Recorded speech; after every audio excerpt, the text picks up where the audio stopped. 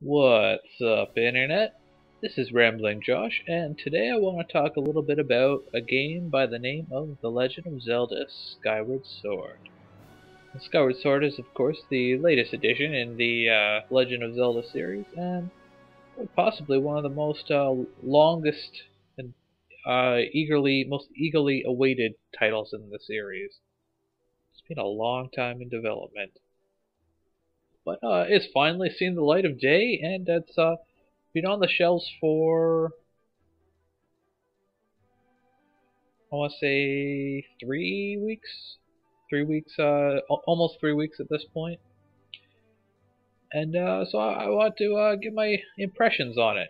At current, I have played through the entirety of, well, not necessarily the entirety of the game, but I've played through the whole story, completed just about all the side quests and all that grand stuff. There is a second gameplay mode by the name of Hero Mode or something like that. And I have not done that at all, but I don't think that's particularly relevant. So anyways, the big thing that everyone really cared about with Skyward Sword coming into it is the fact that the big defining feature for Skyward Sword is that it's got this fancy motion control setup using the Wii Motion Plus. But that's not actually something I'm going to focus on, at least not quite yet. I'll definitely obviously talk about it at some point, but before I get into that, I don't really feel like the motion control is what defines a good Zelda game. So I'm going to talk about other stuff first. And the first thing I want to talk about is kind of like the flow of the game and how some of that stuff kind of works. So Nintendo has had this problem for a while now, I feel like, where they've been so worried about catering to like as many people as possible that their games tend to have very slow starting. Like I remember thinking the exact same thing when I was playing through Spirit Tracks on the DS. Like the games just take so long to get going that for someone like me it's almost like I have to play so much of this dumbed down pointless stuff that I almost lose interest a little bit. And I kind of started to feel that a little bit in Skyward Sword at the very beginning. Not necessarily because it was dumbed down, but what I'm trying to say here is Skyward Sword has an exceptionally slow beginning.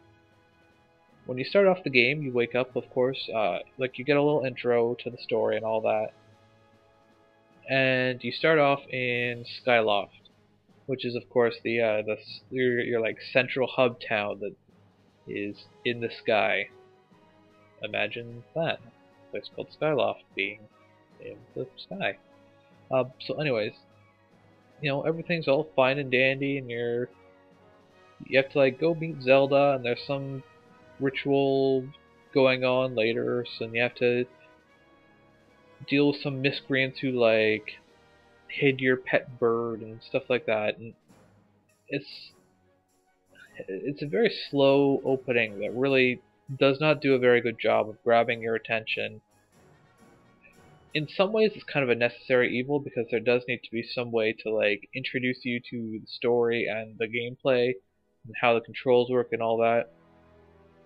But I don't think, like, I haven't talked to anyone who didn't think that the opening to Skyward Sword was ridiculously over the top slow. Like, yeah, you probably spend at least a good 2 or 3 hours, I would say.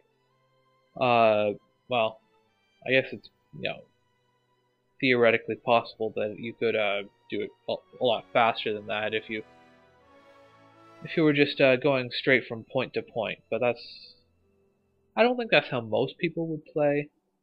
Maybe I'm wrong in that assumption, but the point is, it's a pretty lengthy intro, and it's just boring. Like, you don't do anything but walk around and talk to people for the most part. Eventually you do get a sword to like go through a little cave, and at that point it gets kind of interesting. But then you go right back to having all this like story stuff, and it really doesn't speak kindly to the game because the beginning is just really dull. There are some, upsides to it, of course. I mean, it is, a fairly decent way of like gradually introducing you to the gameplay of how the game works. But I feel like they could have done that and also had it be more interesting.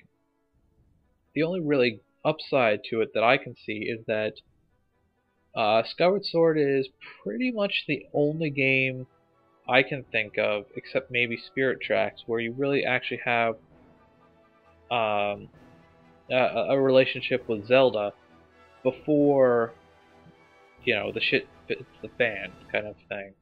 So I mean, you start off the game and you live in Skyloft with Zelda, and the intro, even if it is kind of boring, it does do a very good job of introducing you to the character of Zelda and making you care about the relationship between her and Link. So after that, you have all the story stuff again, and then you arrive on the surface, and that's where all the kind of dungeony stuff happens. So it's kind of an odd way the way they did it because it's not like any other Zelda game before. It's almost like the dungeons are kind of secluded from the rest of the world. So the way it works is you have the sky, which is, you have Skyloft, and you have a whole bunch of random other islands kind of dotted around, and you get around it by flying on your bird. And I guess that's supposed to be like a replacement for the overworld, but I just never really felt it. Because, I mean, if you're running around, Hyrule Field or Termina Field or whatever, it always felt like a much kind of grand, vibrant world where there's lots of stuff to go and explore and discover. And I always felt that even in Wind Waker, even though it was mostly ocean. It's like, hey, there's this island over here. There's definitely going to be something here that I can explore. Or, hey, I haven't filled out this place on my map yet. I should at least sail through this place and maybe I can find like a fish to feed so I can fill in my map or something like that.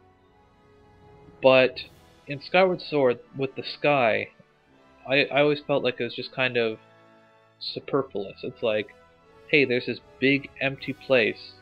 It's nothing but clouds. There's a couple of islands here, and most of the islands there isn't even ever a point to actually go to them unless you there's like treasures chests that you can find on the surface where they're called goddess cubes.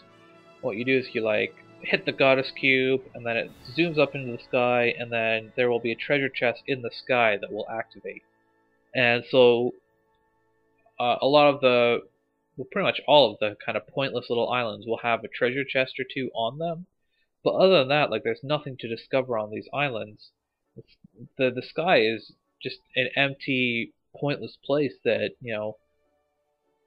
basically you just spend your time, almost your entire time in the sky saying, okay, so I want to get from this island to this island, so let's point ourselves in the right direction and then be bored for 4 minutes. Like there's nothing there. And I just, it doesn't have that spark of, I want to explore this place. So then, anyways, then you go from the sky down to the surface, and that's where all the dungeons and stuff are. And the way they did the surface is kind of interesting. I mean, personally, I don't really like a whole lot having that just kind of hard disconnect between the so-called well, I guess it really very much is the overworld. But like I don't like having that hard disconnect between the overworld and the dungeons, because it literally feels like it's an entirely different world. And I don't know, I mean, I just don't really, I like it being a little bit more organic, like, this is a place in the world that you have explored, but when you're just going down to the surface, it's a lot like just warping into some random world in like a Mega Man game. It's like, this is just another stage. It's not I've never played a Mega Man game and felt like this world is interconnected. I mean, I guess unless you count like Mega Man Legends, but that's whatever. But that said, the way the dungeons and like the surface works is kind of interesting because they tried to make a very pointed decision to have, I guess the way they described it was like a gradual transition from kind of the overworld to the dungeon. So you don't just land and then walk into a dungeon. You have instead what I refer to as the environmental dungeon. So the way it works is like you land in a forest and you have to find your way through the forest to get to the dungeon. And of course, on your way through the forest, there's like some little side quests you have to do to like find the key or open up a door or lower a bridge or something. And it's a pretty interesting way of going about things in my mind. I mean, on one hand, I think they kind of abuse it a little bit because I think like they go a little bit overboard with having these little kind of make work quests where it's like, we're not quite ready to have you go to the next dungeon yet, so we're going to add in something where you have to go over here for a little while. There's a lot of that in this game and on one hand I think it kind of works for the pacing, because a lot of times I do feel like it wouldn't feel quite right if you just went straight to the dungeon at that point. But on the other hand, there are also a lot of times where I felt like, okay, you're just making work for me. When do I get to go to the dungeon now? But the environmental dungeons, as I call them, are quite solid in their own right. There's a lot of kind of navigating your way through the landscape and figuring out. It works a lot like a dungeon, but it's more like environmental puzzles rather than the kind of puzzles that you would find inside of a dungeon. And at first, I actually thought that it was a dungeon that I was doing. Like, I got through the first area. It's like a forested area, and I thought, okay, so I guess I'm done the first dungeon, right? But then I found out that, I hadn't found what I was looking for. I actually found a dungeon. So now I finished. I made my way through this forest. I completed all the tasks that I needed to navigate my way through here, and now I get to go through an actual dungeon.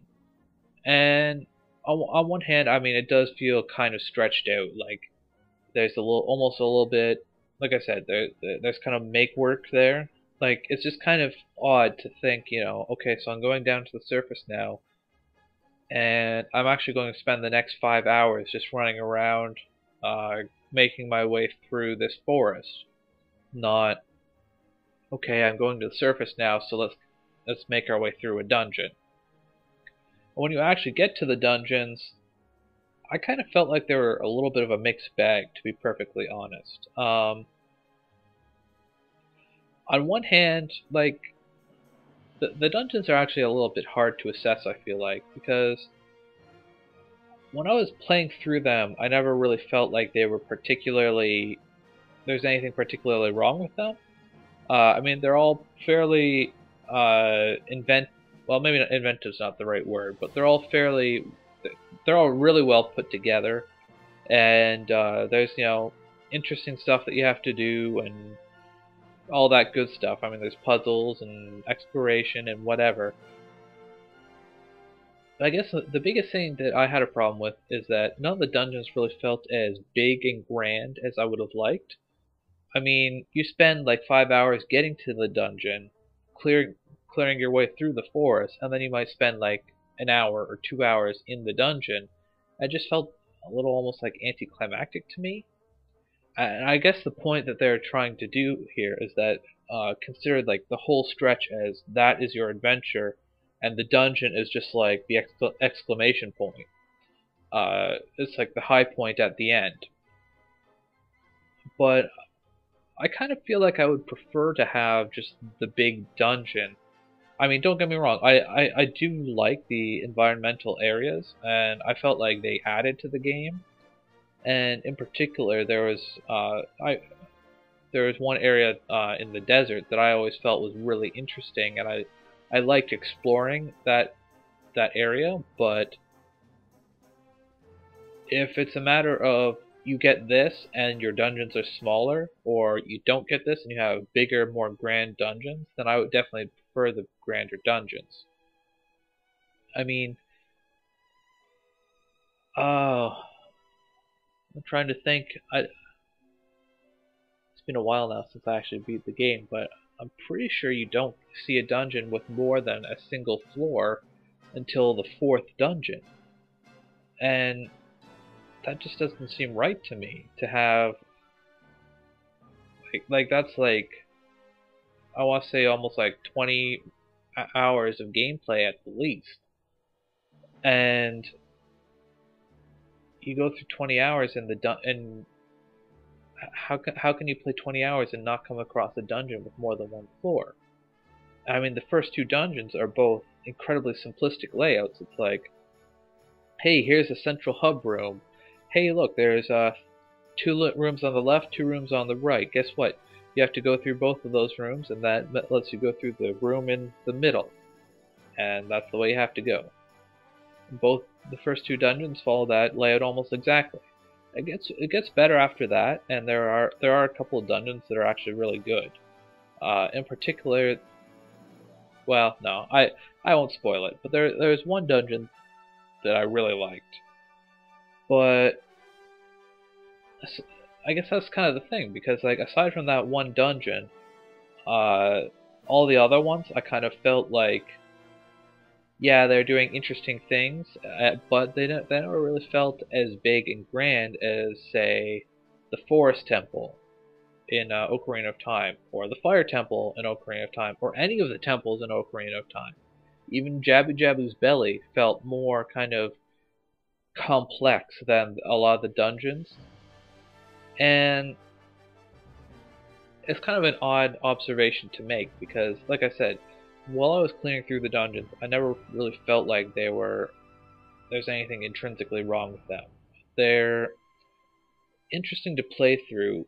They're never very challenging. There's very few points in any of them where I ever felt like I was even close to getting stumped by anything. But I mean, they were fun to execute, but they didn't really kind of stretch my brain at all. They could have been more complex, I felt like. And I guess what I'm trying to say is that in a way they almost went, I almost want to say they went for quantity by having this big stretch out experience where you have, clear through the forest and then do the temple. But at the same time, like I don't want to say it's quantity over quality, because it was a fun experience clearing through all of it. But I felt like if they had cut down on how much of it there was, they probably could have crafted a more inspired experience that's a little bit more up to the standards of some of the previous games. Now, beyond that, I guess the next thing you really have is that between the dungeons, there's of course you go back to Skyloft and do whatever. And Skyloft to me almost felt almost like a mini clock town from Majora's Mask, because it's very much a matter of, this is your hub, and this is where, there's people, they live here, you get to know them, you do quests for them. There's even the matter of, day and night. Time doesn't pass passively. Time doesn't pass like on its own, but you can switch between day and night by sleeping in a bed, which you can sleep in anyone's bed, which is a little bit creepy, but whatever. And I liked Skyloft. As a hub, it worked pretty well. My only complaint is that, like, see, between dungeons, basically that's kind of your point where you say, okay, so are there any quests that open up here? Is there any secluded islands that I don't care about that I should go take a look at? And I guess that's kind of the problem for me, is they took like the entire overworld, they sapped it full? They sapped it of all the interesting and places and exploration and all that, and they made you focus so much on Skyloft that the rest of the world is just kind of an accessory. And Skyloft in itself I liked. I mean, a lot of people have complained that the side quests that you get from the people here are kind of superfluous. It's like, oh, here's just something that this person asked me to do to add game time. And in a way, they're not particularly wrong. But at the same time, there's only like a dozen quests that you actually have in Skyloft, and I have a really hard time kind of complaining about having these quests feel superfluous when there's only like a dozen of them. I mean, this is coming from, over the past month, I've been playing like MMOs, Skyrim, Xenoblade. I mean, all three of those have, hundreds of quests. So I kind of have a hard time feeling like Skyward Sword, the quests in Skyward Sword are just kind of pointless. Because, I mean, it's kind of hard to make a quest that isn't just make work. I mean, sure, there's fetch quests. There are fetch quests in every Zelda game ever, like every RPG ever. That's just the way they work. I mean, why are you complaining about them now? And one of the things that I did like is that they kind of centralized the whole questing process. So the way it works is whenever you complete a quest, you get an item. You get what's it called? A crystal of gratitude. And crystals of gratitude are kind of weird because it's almost, well, I want to say it's almost like the gold sculptulas from Ocarina of Time, but it's not quite like that. The way it works is every time you complete a quest, when you earn someone's gratitude from completing a quest, you earn 5 crystals of gratitude. There are also 15 crystals of gratitude scattered across Skyloft that you can find at nighttime. So there's a little bit of element of exploration, and there's a little bit element of like helping people and all that stuff. And it kind of centralizes it so that that whole process is set along the same kind of path line. So instead of having, oh, there's this thing you can do over here that gives you this reward, or there's this thing you can do over here and that gives you that reward, instead of having to come up with new and interesting rewards for each little task, you just have the centralized, okay, everything gives you crystals of gratitude, and when you reach a certain amount of certain threshold, then you get rewards, and I felt like that worked pretty well. Yeah, I mean, I didn't really have any real complaints about that. If anything, I almost felt like there weren't enough quests, and that kind of comes from, like, I'm the type of person who I like to look around and see, okay, so I cleared this dungeon, so let's look around and talk to everyone and see if there's any new quests. And there's day and night, so okay, I should talk to everyone during the day, and then I should talk to everyone during the night. And that's something that takes a while to do. I mean, Skyloft it's not the biggest place ever, but it's not super small. But I quickly found that, if I did that after every single dungeon, there are a lot of times where I wouldn't come up with any quests to do, and that just make me kind of feel like I just wasted my time. So, yeah, I mean, it kind of feels like they should either have more quests, or I don't know, like,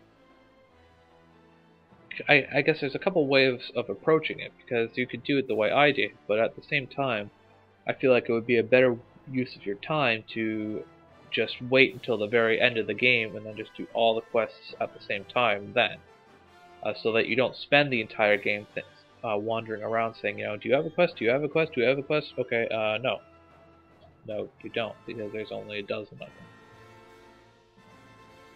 That's just my take on it anyways. I mean, maybe that's just me, because to me a Zelda game is a lot of it is kind of exploring and kind of figuring out, okay, so where are all the secret alcoves? Where are all the people that have things for me to do? Where are all the mini games?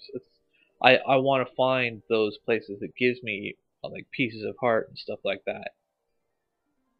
And I just didn't really feel like there was enough of that, which it sounds kind of weird because so many people have complained that the content that you get in that regard is almost like too repetitive and it's too much of a time sink and whatever.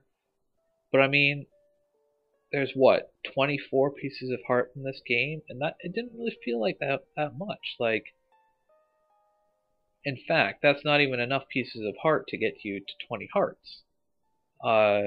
You have this thing called the adventure pouch, which I'll get to later, but it's like they were too lazy to add in 8 extra pieces of heart. And so what they did is they gave you these heart medals that you can carry around, and if you carry them in your adventure pouch, you get extra heart containers. And that's the only way to get 20 heart containers.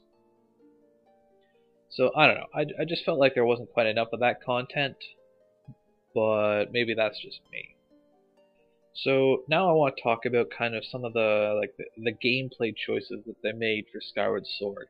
I'm just kind of slowly inching my way towards talking about the motion controls, but specifically right now I want to talk about like the game systems and stuff like that, because they did a fair amount to kind of change up the formula. Over the past several games, it's been pretty much identical for all the 3D Zelda games, but they changed it up pretty significantly for Skyward Sword. Part of that's because to accommodate the motion controls, but some of that is definitely just kind of something they felt like the series needed to kind of spice it up a little bit. So the first thing that becomes apparent is that there's this stamina meter. So apparently Link can now dash. If you hold down the A button, you will run, which is cool, except that you have the stamina meter, so you can only run for like 15 seconds at a time. And if you run for too long, you get like super fatigued, and Link like shambles along instead of walking at normal speed for like 5 seconds or something. And you like consume stamina while you're climbing and stuff like that. And honestly, I don't really understand what the point is for having this in the game. Because I feel like all it really does is it makes the player feel like they're restricted as to how quickly they can run, or, oh, I better sit here for 5 seconds before I start climbing this wall, or I'm just going to run out of stamina and plummet to my death. And, I mean, there are situations where it makes sense to have the stamina meter. I mean, probably the most common reference you will see is Shadow of the Colossus. I mean, that makes sense in Shadow of the Colossus. It's part of climbing along the colossi and kind of figuring out how you're going to get around them and all that stuff. Like, that's the way that game works. That's just how it works. Climbing is a really big part of Shadow of the Colossus. But in Skyward Sword, stamina just doesn't feel like it really serves any purpose except for restricting you. And I mean, there are even times where, you know, you're expected to do a lot of running, but there's no like rationing your stamina or anything like that, because at the times where you need to run, there's these little globs of green stuff that you can collect, where if you run over it, your stamina meter fills up to max. So it's like you can reliably say, you know, if I need to run, there's going to be green stuff. If I don't, then I guess I'm just going to hold the A button for 15 seconds and then not hold it for 5 seconds, and then hold it for 15 seconds and then not hold it for 5 seconds. Well, my stamina meter goes like up and down, and it just doesn't feel like it's something that really needs to be there. Now, on the other hand, they added this thing called shield stamina, and basically the way that works is your shields can break. So every time you block with your shield, it consumes a little bit of stamina. And I feel like this is a really good system to have in the game, um, because it really makes you think about how often you use your shield. I mean, I think back to Ocarina of Time, and I mean, maybe I'm the only one who played that way, but when I was fighting like a Stalfos or something, basically fighting something like that would look like, hey, I'm gonna sit here for the next 10 minutes with my shield up, and we're gonna circle each other, and eventually I'm gonna find an opening and I'm gonna start attacking you. But until then, just hit my shield for the next 10 minutes. And that's not particularly compelling combat, but if you think about, if you're forced to think about when you're using your shield and you're more looking for those openings a little bit more aggressively because you can't sit there and just hide under your shield forever, I feel like that's a good reason to have a restriction, and it's a pretty good way to do a restriction as to how much you can use your shield. That said, I never really felt like you needed to rely on your shield as much in this game as perhaps in others. But that might just be down to my playstyle having changed over the last decade plus. But overall, I felt like it was a good decision to make. I guess that can kind of naturally lead me into the next thing, and that's that the way they do items in this game is a little bit odd as well. So items are separated up into two categories. So you have your core items that are like your tools and stuff that you find in dungeons and stuff like that. And those are like your bow and your all that stuff. And then you have your adventure pouch items, and those are kind of like your accessories. So you can have as many as, like your adventure pouch starts out at 4 slots, and you can increase it up to 8 over the course of the game, which is a kind of interesting process in itself, although they've made it kind of boring in that almost all of the adventure pouch slots end up being just something that you buy. But I mean, that's another issue on its own. And so you have this thing where with the adventure pouch you have to kind of pick and choose what you carry around with you. You can have bottles. There are 5 bottles in the game, which is more than half of your adventure pouch. You have medals, which you can find and buy various medals which do things for you. Like I mentioned, there are medals that increase your heart capacity. There are medals that increase how many treasures you find, how many rupees you find, how many hearts you find. There's medals that give you little blips on the minimap where you can find certain things. And actually there are also pouch items that can increase your capacity for bombs and arrows, and that's kind of interesting. Probably my only issue with the adventure pouch is that one of the items that goes in your pouch is your shield. And I really don't like that, because it means 2 things. First, it means that you have the capability of running around without your shield, while at the same time I feel like, for one, it's wrong to have Link not have a shield. That's just not the way it works. And 2, I kind of feel like it's expected that you have your shield, so when there's that expectation where they basically expect you to have a shield for the entire game, so why make it something that's optional? And that leads me to the second point, and that's that it's possible to unequip your shield, and that's just wrong, because a lot of times you don't even realize that you've done it, and then you go to use your shield and it's, I'm not currently using it. It just doesn't feel right. Like it very much feels like something that they expect to be there, but they give you the ability to make it not be there, and that I don't see why they would do that. On the whole, I think the adventure pouch is a system that I could kind of take or leave. I think it's kind of interesting to have the ability to customize kind of your loadout as to how you want to approach it, but they didn't really give you enough options to make that interesting, I felt like, and I just I didn't particularly care for it. I could see the potential, but I didn't feel like Skyward Sword capitalized on it. Now, on the topic of items, I should probably mention that they have this system, this upgrade system. So basically, the way it works is that uh, throughout the game, you can you can collect these treasures, kind of like in Wind Waker, how you could find like what are they called, like ornamental skulls and stuff like that, and they're like collectible items that you didn't really end up doing a whole lot with. But in Skyward Sword, the way they did it is that you find these items that sometimes they're left behind by enemies, sometimes you like find them out in the world or whatever, and what they're used for is upgrading your items. So you have, your slingshot that you can upgrade, and your beetle that you can upgrade, and your bow that you can upgrade, and you can upgrade your shields and stuff like that.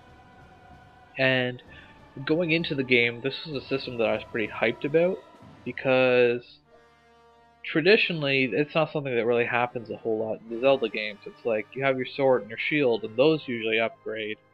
But then all your other items, it's usually a matter of, okay, I find them, I use them through the dungeon, and then I'm not probably going to use them a whole lot after that. But here I felt like they were trying to give you a really good reason to kind of continuously use these items throughout the game, because if you're going to put the work into upgrading them, then maybe they're going to continue to be useful. I really had this feeling of like, yeah, I'm going to find those, the right materials, and I'm going to make this item that's already awesome, make it more awesome. And in reality, it didn't really end up playing out quite like that. So, I guess part of it is just kind of a gameplay balance point of view, where it's like, you have to balance the game with the expectation that it's going to be perfectly possible to beat it if you don't ever upgrade anything. I guess you don't have to do it that way, but that's just the way that they would probably do it. And the result of that is it made upgrades always feel kind of superfluous. So, I collected all the treasures I could, and I basically had, free reign to upgrade everything whenever I wanted, but it never really felt like it made the items more awesome. There's a couple of times where that was, but it always made it feel like kind of throwaway. The only exception to that is the bow, because with the bow, when you upgrade the bow, it makes it more powerful. But everything else is just kind of, okay, whatever. For example, there's the shield you can get. It's a shield that automatically repairs itself over time. The downside is that in its most, it has a very low durability, so even though it can repair itself, it doesn't have a very high threshold for taking damage. That never really ended up being something that mattered to me. So what does upgrading my shield do? It gives it more durability, so it can take more damage. I never cared about that in the first place, so why would I care if it can take more damage? It's just stuff like that. It's like, never really felt like it mattered. Like, I wanted to upgrade it because I wanted to make it feel like this item is more awesome than before, but I never got that feeling out of it. And even the treasures themselves are just kind of odd, because on one hand you have some treasures that are scattered all over the place, and you have some treasures that are, a little bit harder to come by, but that didn't really seem to jive so much with like the need. Like I upgraded every single item as far as it can go, and I ended up with, there are, more than one items that I ended up having like 40 of them left over and absolutely nothing to use them on. And then there are some items that there's a good few items that's like, oh, their description is like, oh my god, this item is so rare, you're so lucky to find one. And it's like, I've used 2 of these, I have 7 of them sitting around with nothing to use them on. And then at the same time you have other items that are like seemingly really common, but they're items that you those end up being the items that you need the most of, because I'm talking about items that are like, it's kind of obscure how you might have to get them. Like, it might not be blatantly obvious to begin with. Once you figure out how to get it, it's really easy to get your hands on them.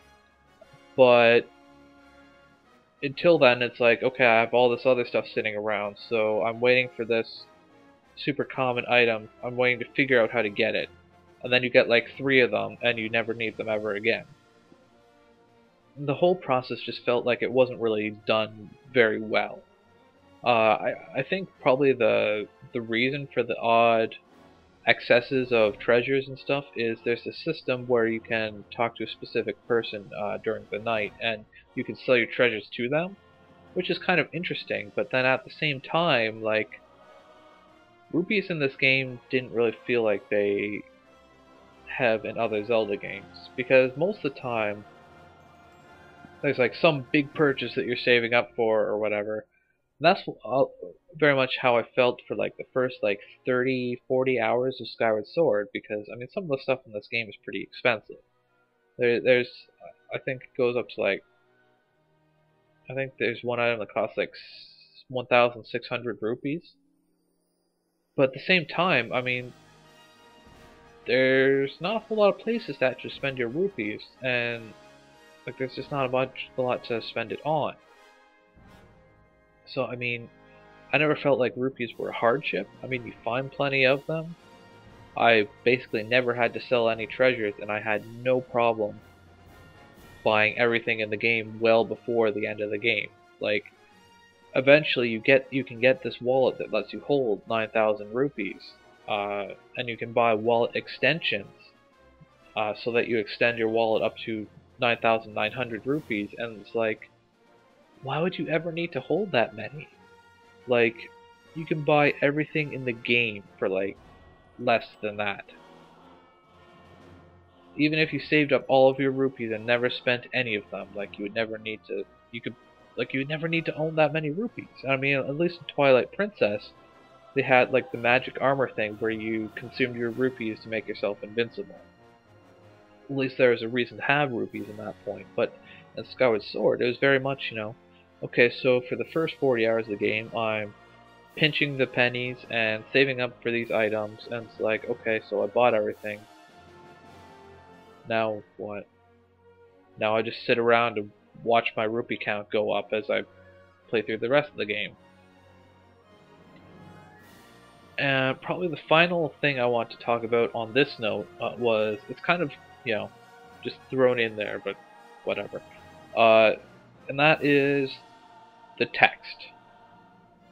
So, I guess I had 2 problems with them. One of them is probably more of a technical thing, that's probably more on my end, but that's that I felt like on my TV, I had problem reading some texts. Like they do the thing that they typically do in Zelda games, where it's like certain words are written in like a different color to kind of what's the word? To kind of emphasize that word. But a lot of times, if it was written in like a red text or something, it would seem really blurry on the screen, and it was kind of hard to read. And that might just be a problem with my TV and stuff. I mean, it's a pretty big TV, but it's not like widescreen, and I guess it doesn't even matter if it's HD. That's just the TV that my Wii is hooked up onto, and it didn't really feel like it kind of annoyed me that I pretty much every time there was like red text, I had to like squint at the screen. I feel like that could have been helped a lot if they just did a better job of just using like a black background instead of doing like a semi-transparent thing that they did. Or if they had, you know, a black border on the text or something like that. And I guess it seems like a small thing, but over the course of like a 50-hour game, if you're squinting every time there's red text, it's kind of annoying. But the bigger issue for me is actually the text speed. Now see, I don't know, like I think back and I feel like pretty much every Zelda game at least, I mean lots of games do it so that if you tap the A button before the text is done scrolling, they'll just instantly fill your text box with that line of dialogue or whatever. But Skyward Sword doesn't do that, and in fact, there's no text speed options. There's no option screen at all, which, that on its own is not something I feel like is okay. Like, in this day and age, I feel like games have to have an option screen. Like, every game I play, I go to the option screen before I even click play. And there's just nothing for Skyward Sword. And that doesn't feel right. But that's kind of getting a bit off topic. So, there's no way to choose your text speed. So, the only thing you can do, which they don't tell you anywhere as far as I can tell, is that if you hold down the A button while the text is scrolling, it will scroll slightly faster. And that doesn't feel like it's enough to me. And it seems like a small deal, but when there's as much text as this, especially in the very beginning of the game, this is a huge issue there, where the beginning of the game is slow enough already, but when you add in slow text scroll, it just makes it even the issue is compounded. And it just seems like something that's ridiculously easy to not screw up. So why would you just it's like they regressed. They had it right in previous Zelda games. Even if there's a slow scroll speed, at least give us the option to tap the button and make this text pop up instantly. At least in the fluff conversations with NPCs. I can almost see having a forced slow text speed for scenes to give emphasis to someone and make it more dramatic or whatever. But when I'm talking to some random person on the island, I want the text to scroll at my speed, at a speed that I can read it at. And I mean, think about it.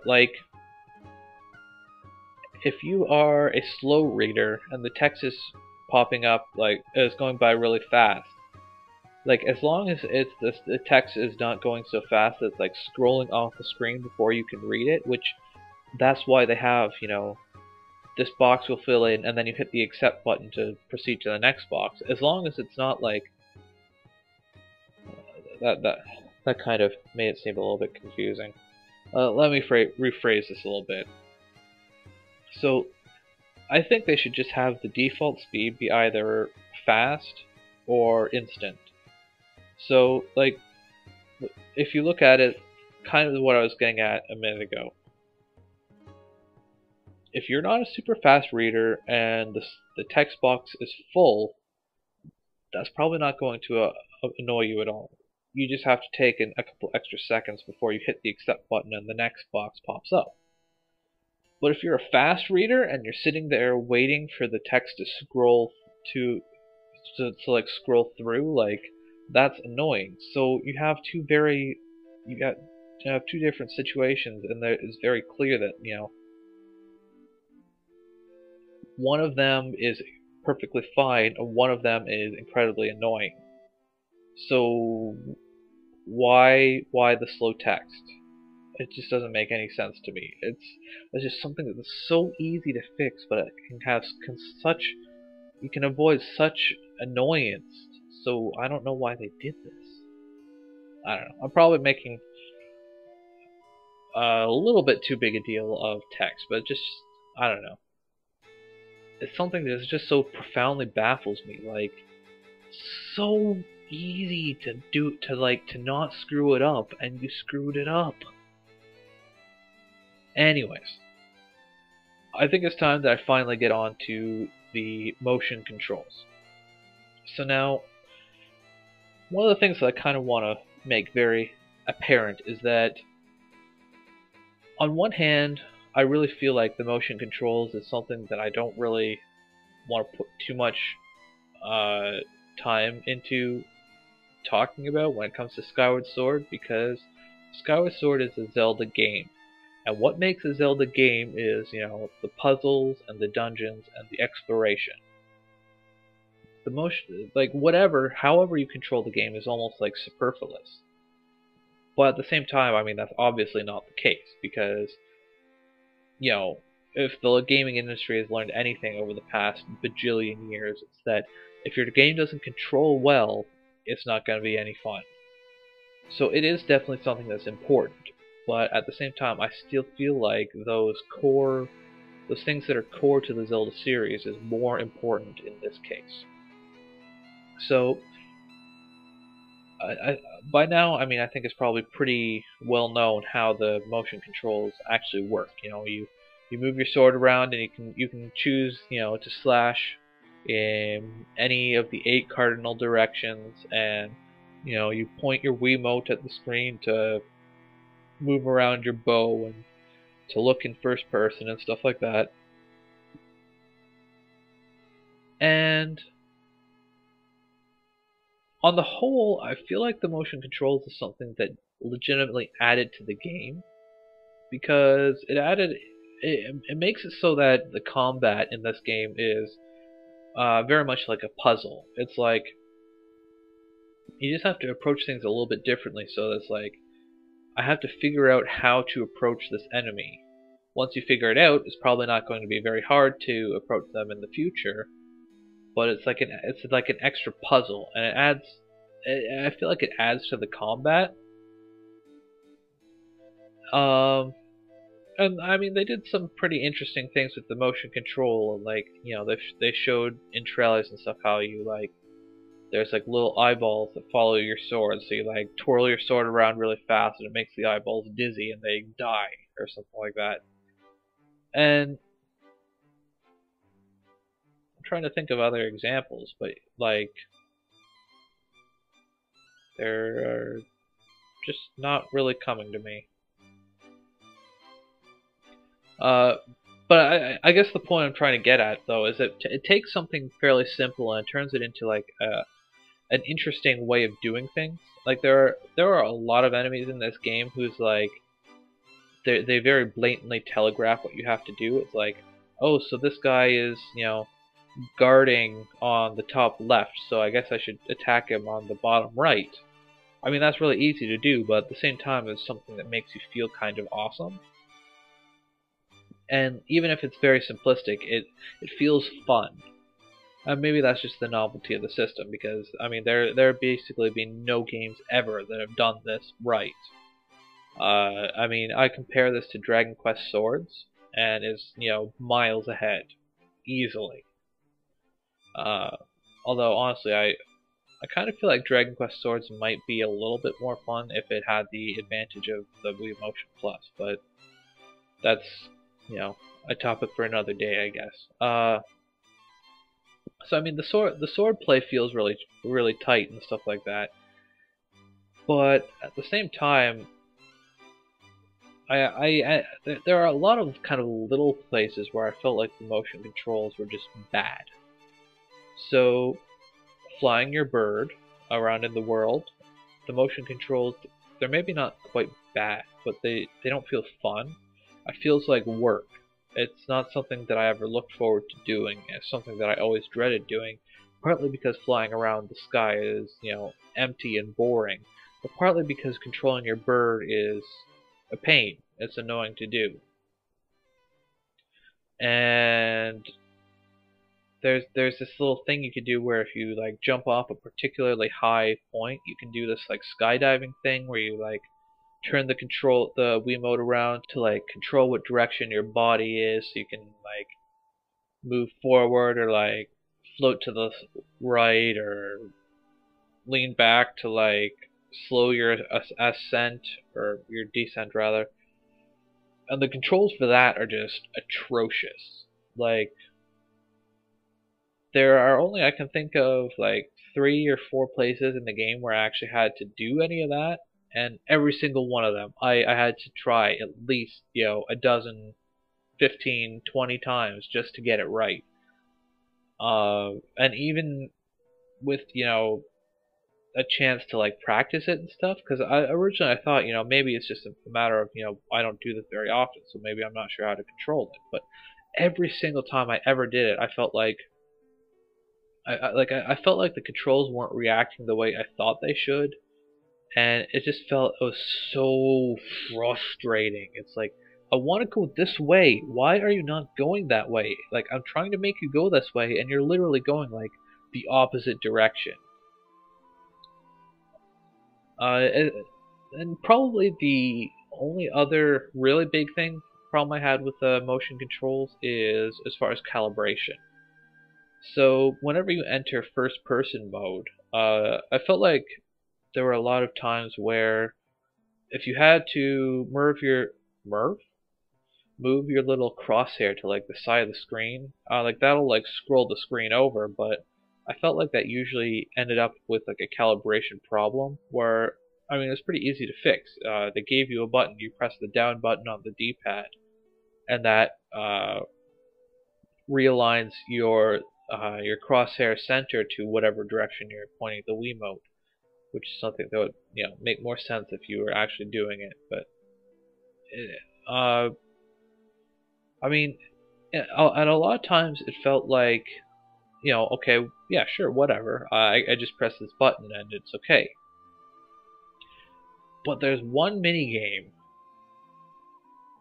I mean, there's more than one mini game in the game. There's only a couple of them, and most of them are pointless and boring. But anyways, this is one mini game where you have to shoot pumpkins with your bow, and just drove me so much up the wall because, I mean, the mini game itself, I mean, there's a little bit of challenge to it, as I was having fun at first, but then eventually it gets to the point where, because like the whole thing is, you're shooting pumpkins trying to get points, but as your points get higher, the guy throwing the pumpkins that you're supposed to shoot, he starts throwing them higher and he starts throwing them farther, and so it gets to the point where you have to move your screen a little bit if you want to hit the pumpkin properly. And that leads to calibration problems. And guess what? Trying to aim precisely at this pumpkin that you're at you have a time restraint to hit, and if you miss it, you screw up the mini game. Then that works real well with calibration problems. I mean, I must have played that game for like 3 hours, and there was at least a dozen times where I could legitimately pin my failure on the calibration issues. And that in itself makes me feel like the calibration is an issue. Like, that's pretty much the only time throughout the entire game where I ever felt like it was a problem. But it's so annoying that, like, I felt like it was worth mentioning, because it is something that happens throughout the game. It's just that particular situation is one where you don't have as much time to kind of react to it the same way. As far as the motion controls on the whole, like I said, I felt like there was something that was good for the game that added to the gameplay. But at the same time, I don't agree with people who have said that, this is the only way to play Zelda games. I don't want to ever play it ever again, because maybe that's just me, because I've always kind of been of the opinion that a video game is something that you play with a controller. And it just doesn't feel right to have it be so reliant on motion controls. I mean, Skyward Sword is like, I'm glad they had the motion controls in it. If for nothing else, it's a good demonstration of what the Wii is capable of and how it's done right. And it is fun to have, one game that does it this way. But, personally, I hope that the next Zelda game doesn't do this, because while it does add things to the game, I've also clearly, expressed that it adds annoyances to the game as well. And personally, I would prefer if, both of those were just taken off the table. Like, that's just how I feel. I mean, maybe that's not the right answer in every situation, but in this particular one, I feel like it's worth sacrificing the benefits that it gives in order to get rid of all the annoyances that it also brings. I guess that there's one pretty important one that I actually forgot to mention. One annoyance, that is, and that is with the 8 directional slashes. So I guess my problem with it is, maybe it's just specifically, like, very literally my problem, but there are a lot of enemies where you have to, like, quickly decide which direction you're slashing from. And like if you're holding your Wiimote over to the right, and all of a sudden you have to do a slash from like bottom left to top right, diagonal slash, then obviously your reaction is going to be, okay, whip the remote to the bottom left so that you can then slash to the upper right. But guess what? 9 times out of 10, while you're doing that whip to the left, you have to, like, you're going to end up registering like a horizontal slash from right to left, and that's going to cause problems. Either that, or you have to very gently move your controller over, and maybe you're going to miss your time window. And maybe that's just me being, too, like, whipping the Wii remote around too much and just kind of whatever, but I feel like it's something, like, it's a fairly frustrating issue that came up against certain enemies fairly frequently. And I don't know if it's even something they could necessarily address, but it's a legitimate annoyance to the system that is there. And it's just another, I guess it's just another example of why I feel like, if this wasn't here, then I would prefer not have the motion controls if it meant like something like that isn't something I have to deal with. Now, I suppose I should probably mention the story. And story is always a kind of an odd topic to approach for me when it comes to Zelda games, because on one hand, like, the stories are never like super awe-inspiring, I feel like, but when you look at it kind of like in retrospect, it's yeah, that's a pretty cool story. And Skyward Sword is very much the same way in that regard. And I think it kind of stems from the fact that so much of the game is spent not having anything to do with the story. I mean, there are plenty of times where I would play for like 10 to 15 hour sessions and not have any story whatsoever. I might play 10 to 15 sessions and not even talk to an NPC. And that kind of makes me not care about it a little bit, but at the same time, story I feel like is actually a fairly, at least for me as like a rabid Zelda fan and a longtime fan of the series, story is something that I feel like is actually really important in Skyward Sword, and it's something that makes me like the game a lot more. Because of course, it was stated before the game even came out, and it's made very apparent while you're playing the game, that this is the original tale. This is the first game in the the chronology. And I mean, there are Zelda timeline theories out there that you can barely read about Zelda on the internet without tripping over a bajillion of them. But I mean, this is very definitively, this is where it starts. And getting that look at where it all began is actually very interesting, I feel. And it's just really, really neat to see where it all starts and where everything came from and all that.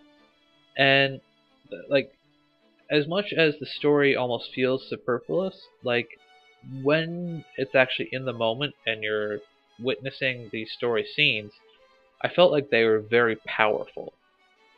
And I mean, I guess I feel like that's a pretty successful approach to it. I mean, obviously, in a game like this, you can't have story constantly be there if you're spending so much time running around and exploring and dungeoning and side questing and whatever.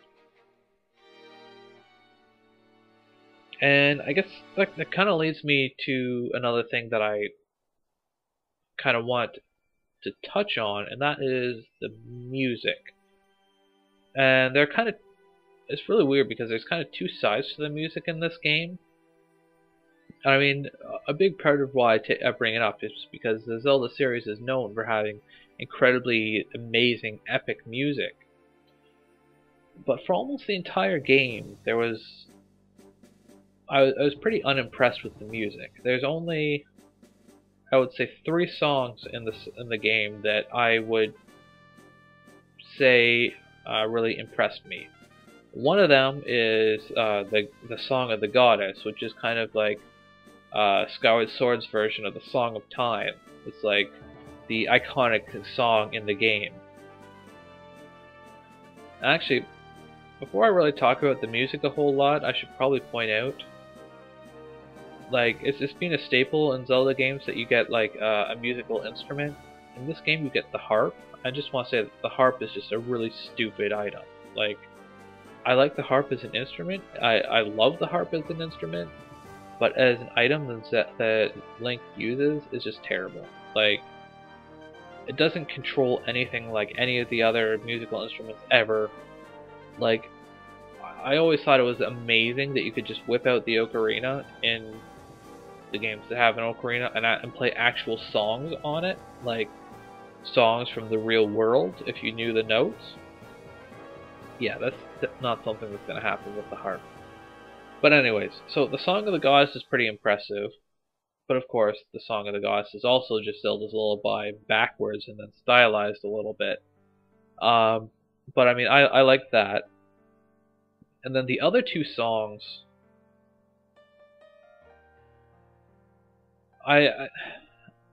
they're I don't know if it would be considered a spoiler, but they're like reimaginings of other songs that are very well known in the series, namely Zelda's Lullaby and the Hyrule Overworld theme.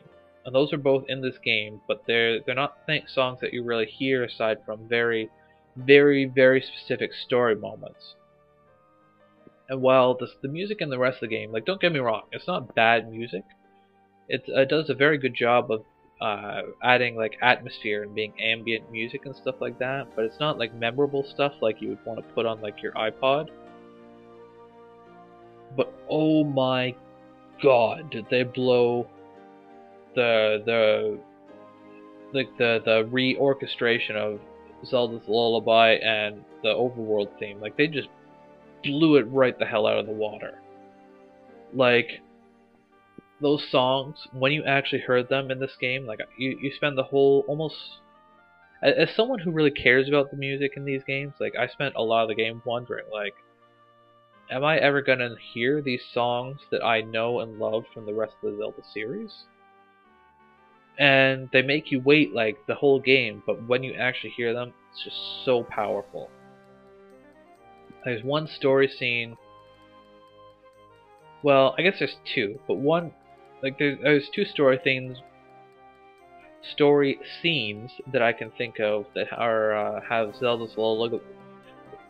Wow, I really can't talk today.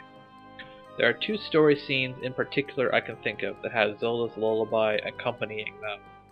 And just the power of that song makes these scenes so much more impactful. Like, I would say that the first one that I'm thinking of, which obviously, you know, I don't want to give spoilers, but the first scene that I can think of, at least, that had Zelda's Lullaby in it. It might not be the first one. I might have forgotten about one, but there's one scene in particular that has Zelda's Lullaby in the background, and it just made me feel like so emotional. Like, maybe that's, you know, not the manly thing to say, but I tweeted afterwards that, you know, that scene made me feel more emotion than any other scene in any media ever. You know, books, movies, other songs, whatever. And part of it was, you know, the scene is a nice, good scene, but a really large part of that was just the power of Zelda's Lullaby behind it. And it helps a lot that it was so well orchestrated. Like, someone really needs to give a raise to whoever is playing the flute on the soundtrack. Like, they're pretty awesome at what they do. So yeah, on the whole, music a little disappointing. I was hoping for another new inspirational track like Dragon Roost Island or something like that. Didn't really have it, but they did an exceptional job of reimagining some of the most classic Zelda songs in the series. And I guess I was hoping a little bit to actually be able to hear that a little bit more, but when you do, it's very powerful.